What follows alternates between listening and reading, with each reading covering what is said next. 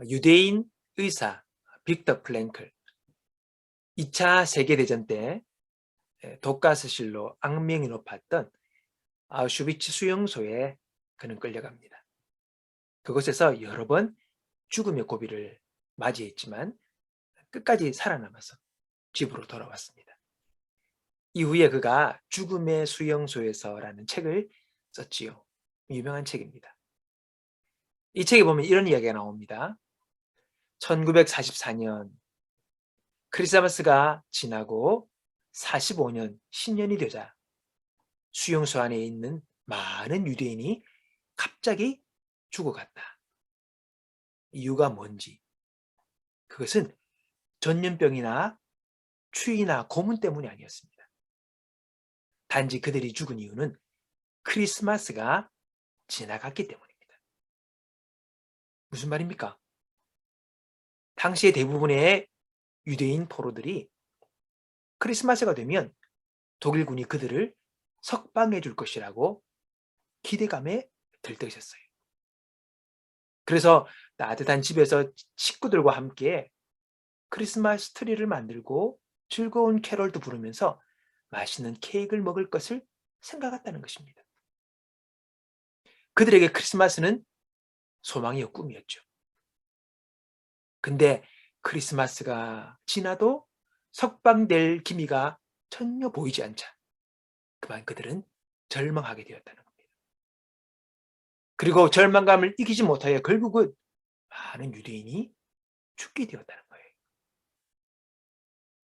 근데 안타까운 사실은 그 많은 유대인들이 죽고 난 뒤 넉 달이 지나 히틀러가 항복을 했다는 것입니다. 조금만 더 참았더라면 얼마나 좋았겠습니까?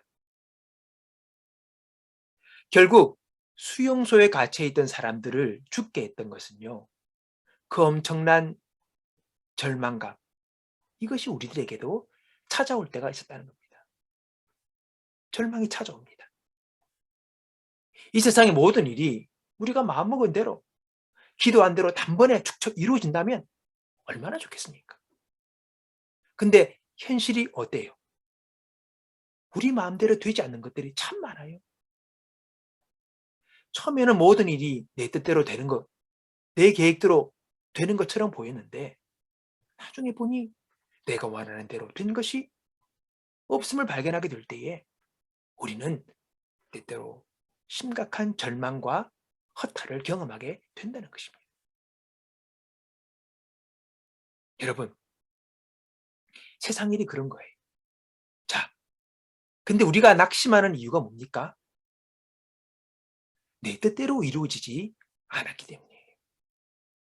여러분 보세요. 여러분 낙심할 때 생각해 보십시오.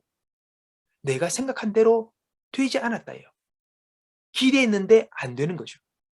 낙심하게 되는 거예요. 나의 바람과 기대가 뜻대로 이루어지지 않을 때에 절망이 찾아옵니다. 여러분, 그때 우리는요, 예수님의 기도를 생각해 볼 수 있어요. 올바른 기도를 들을 수만 있다면 우리는 낙심하지 않고 계속 전진할 수 있습니다.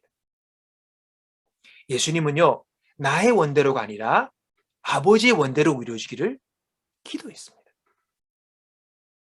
그것은요, 예수님의 삶의 방식이기도 했습니다. 또 예수님을 만났던 사도 바울은 고백합니다. 이제는 내가 산 것이 아니요 내 안에 예수님이 산다. 그리고 나는 날마다 죽는다. 한숨 더 뜬 고백이죠. 바울의 고백은. 자기는 없대요. 예수님이 산대요. 여러분, 이 고백들의 공통점이 뭡니까? 내 뜻이 아니라 주님의 뜻이 이루어지기를 원했다는 것입니다. 그 결과 그들은요, 십자가도 질 수 있었고 수많은 고난과 환난에도 꺾이지 아니하고 선교의 사명을 감당할 수 있었던 것입니다. 결국은 승리한 것이죠. 지옥 같은 절망의 수용소를 거쳐 나온 프랭클은 정말로 필요한 것은요, 삶에 대한 우리의 태도를 근본적으로 변화시키는 것이라고 말합니다. 그가 이런 말을 합니다. 진짜 중요한 것은 우리가 삶에 무엇을 기대하느냐가 아니라 삶이 우리에게 무엇을 기대하느냐는 것이다. 우리는 이것을 배워야 했고 절망에 빠진 사람들에게 가르쳐 주어야 했다. 그렇게 말합니다. 정말 지옥 같은 절망의 수용소 가운데서 살아나는 비결이 이것이었다는 것입니다. 우리는요, 고난과 어려움이 오면요, 피하고 싶어하고 그것에 등 돌리기를 원합니다. 원치 않죠. 그러나 그것은 올바른 것이 아니라는 겁니다. 지금 내가 겪고 있는 삶이 지금 나에게 무엇을 요구하는지를 우리는 이때 물어야 한다는 겁니다. 우리의 삶을 인정하고 받아들이고 그 가운데서 내가 어떻게 해야 할지를 묻고 그렇게 응답을 해야 한다는 것입니다.